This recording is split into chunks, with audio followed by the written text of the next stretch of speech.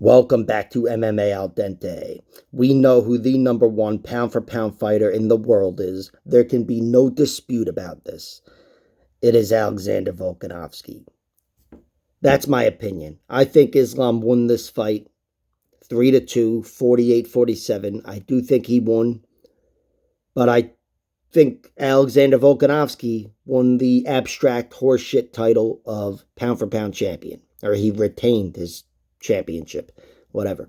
He was the number one pound for pound guy coming into this fight. Look, Islam Makhachev, again, I thought he won 3-2, 48-47. But overall, I think if you take away the scoring system, Volkanovski got the better of Islam. He got the better of him over the course of 25 minutes, especially with that round 5 effort, which was fucking awesome. That was the best offense of the fight. Islam had Volkanovski in much more dominant positions, securing dominant control with his hooks in, getting on top of him and riding him out for minutes at a time. But Volkanovski, in 1 minute, after having dropped Islam, to be fair, Islam was hurt, I believe, at the end there, but Volkanovski just went after him with serious ground and pound. I thought he did more from the guard than Islam did from the back mount, the entire time. The entire 25 minutes. This was close. I could even see people scoring the fight for Volkanovski. I could also see the fight going 4-1, 49-46 for Islam Makhachev. But Islam was not dominant. His stock drops in this one, especially from everybody that considered him the new GOAT or whatever the fuck. He was not nearly as dominant as everybody expected him to be, myself included.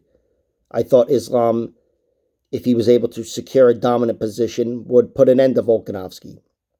But he wasn't able to hold him down. If he was able to get him down in the first place, once he wasn't able to hold him down. Volkanovski was too sound defensively.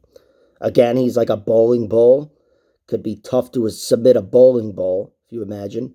And he worked really well defensively, even when he couldn't fight out of the position. He was hand fighting, kept himself safe from every choke. I don't know if even one choke was close. Never let himself get flattened out. He wasn't able to fight out of the body triangle on a few different occasions. But like I said, when he was caught, trapped in a position, in round 4 anyway, he was the one landing these, those strikes there, which they don't do much, but they certainly got the crowd going. And I think he matched, if not exceeded, Islam's strike count from the dominant back position. So Volkanovski really did shine in this fight. He took away a lot of Islam's strengths. He gave Islam the toughest fight he's ever had, aside from Adriano Martins, I guess. But Islam's had some tough ones. Arman Sarukian, Mansar Bonoui outside the UFC, whoever the hell else. And this was his toughest test, easily. Razor-thin 5-round fight. Volkanovski was the last man standing with that huge round 5 effort.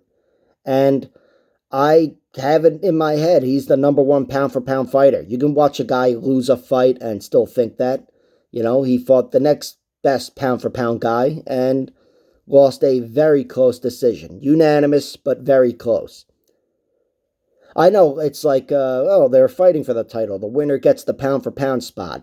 That's not how it works. This is all abstract horseshit anyway. It doesn't really matter. We're just a bunch of jerk-off fans speculating about nothing. Just abstract concepts. But that's what this fight was for. That's why the fight was made. They weren't really fighting. I mean, they were fighting for the lightweight title and the winning bonus and the prestige and glitz and glamour and all that horseshit. But they were fighting for the pound-for-pound king. The pound-for-pound championship. And Islam Makhachev he's up there, but I think Volkanovski's better.